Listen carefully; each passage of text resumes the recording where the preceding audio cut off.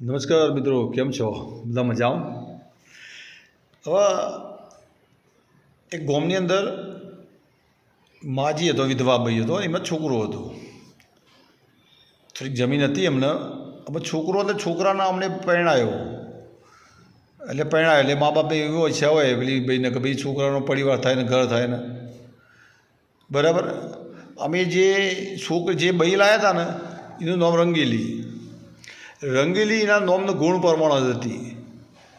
આખો દાડો શું કરે, ઘેર કોમ કરે નહીં અને એ બધા ફરે કરે અને પછી બધાને આઘી પાછી જ કરે, બીજું કશું કોઈ કરે નહીં. નોમ જ રંગીલી પાડેલું બધાને. એ નોમ બીજું તો બધા રહીને રંગીલી કરે, નોમ પ્રમાણ ગુણ, આખો દાડો રંગમાં જ રહે.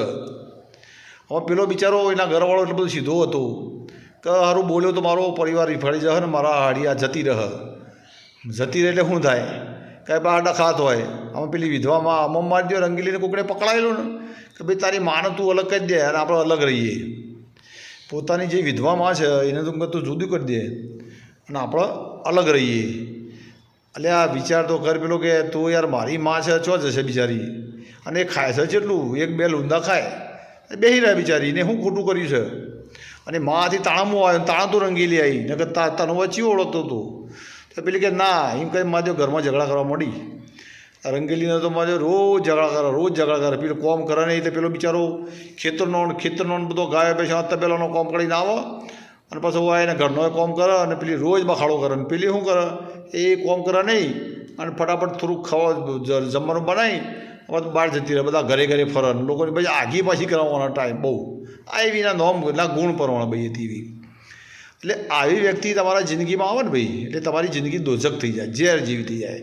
તો મને થાય કે હું આ તો કોઈ જિંદગી કહેવાતી આવી સ્ત્રીઓ એના કરતાં કોઈ વધારે આવે તો હવે એવું થાય. પણ અમુક પુરુષો બિચારા હોય છે કે એ બધું સહન કરીને પોતાનો પરિવાર ચલાવતા હોય છે એમ કે ભાઈ હેડો ને કોઈ કરીને આજ સુધરશે, કાલ સુધરશે. પણ આ રંગીલી ખરી એના ગુણ કુદરતી ગુણ હતા કે એ સુધરત નહીં, એ બધાનો પાળા પહેલાં તાળા જેવી હતી. કારણ કે એનું કોમ જ હતું, કોઈનું સુખ એ બાળી નથી શકતી, કોઈનું સુખ જોવા ને એનું દુઃખ થતું. આવા વ્યક્તિઓ હોય છે સમાજમાં. અને એવું કર્યું કે માને અલગ કરવાનું કર્યું, મા પેલો છોકરો કે ભાઈ કોઈ પણ ભોગવવું મારી માને તો જુદી ના મેલું. એટલે મને એવું કર્યા તોથી એના મા બાપ બોલાવીને એને કે મારે અલગ લેવું છે. પેલા મા બાપને બધા સમજતો હતો કે ભાઈ મા એમ કે એકના એક ડોસી મેલીને તારે જુદું ન જવાય, પેલી મોની જ નહીં. પછી ધીરે ડખો થયો મોટો કે મને છૂટાછેડા લ્યો. પેલો કે તમે માને મેલીને તમારે અલગ રહેવું હોય તો પણ છૂટાછેડા આ બાબત કોઈ મુદ્દો નહીં એમ કહે.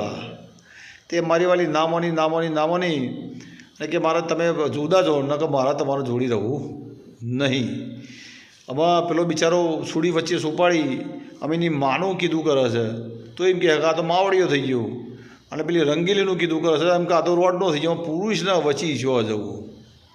બિચારો એટલો સીધો માણસ ને આ ભાઈ એવી મોથાવારે મળેલી તે ઊભા ઓહળા પોણી ભાઈ અમારા મેહોણામાં ભાઈ કહેવત છે કે ઊભા ઓહળા પોણી ભાઈ વોસ એટલે પેલો વસ્તુ આવે છે ને ઊભા ઓહળા પોણી ભાઈ ઉગી અમે, મતલબ કે હેરાન બહુ કરે એમ, ટોર્ચરિંગ કરે આપણે ભાષામાં.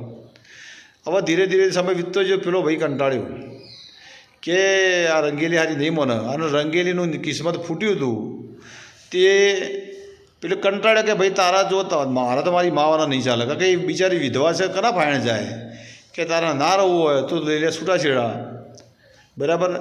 અને પેલી કે તારા ના રહું કોઈ નહીં છૂટી દે છૂટાછેડા લઈ લે. તો પેલા બિચારી કંટાળી અને આ લીધા છૂટાછેડા કે જા જતી રહેતા. પણ ભગવાનના જ્ઞાન ન્યાય હતો, વાતને સમજો. જે ઉપર બેઠો છે ન્યાય કરવા બેઠો છે એને ખબર પડી જાય કે આ રંગીલાનો કર્મ સારો નહીં. પેલા ભાઈના તો છૂટાછેડા ત્યાં છોકરો સારો હતો અને થોડું વ્યવસ્થિત કર્યો એટલે બીજી મળી ગઈ વ્યવસ્થિત.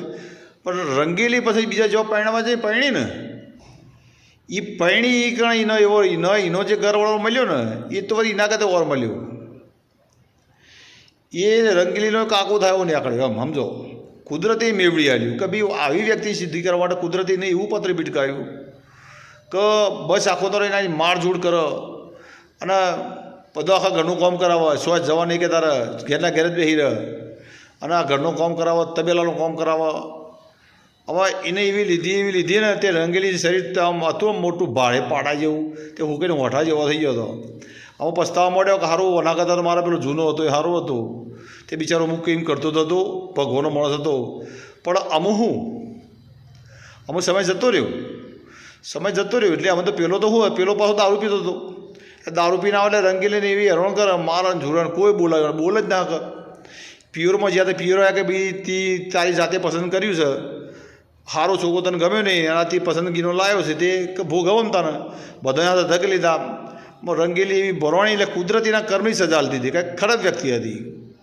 પછી ધીરે ધીરે પેલો રોજ મારઝૂડ કરવા મળ્યો ને એટલે પછી રંગીલી ખરો ને કંટાળે પછી મરી ગયો કે મારે આમ આ જિંદગી જીવી કરવું હોય તે મરી ગયો. વાત કહેવાનો મતલબ આ વસ્તુમાં શીખવાની એક વસ્તુ કે કુદરતે તમને જે કરી આલ્યું હોય ને એને પકડી રાખવું પડે. તમને જે આપ્યું હોય ને ભગવાને એને પકડી રાખવું પડે કે કોઈ વ્યક્તિ તમને મળે કે એ તમારી આખી જિંદગી રમણ ભમણ કરે. એટલે આમાં છે ને અમુક જે બાબતોમાં બધો છૂટાછેડા લઈ લેતો કે ભાઈ છૂટું કંઈ નોખવામાં તો નહીં ગમતું, અમારે ત્યાં થોડો ઠંડો પડે, અમારે ત્યાં સાદો પડે.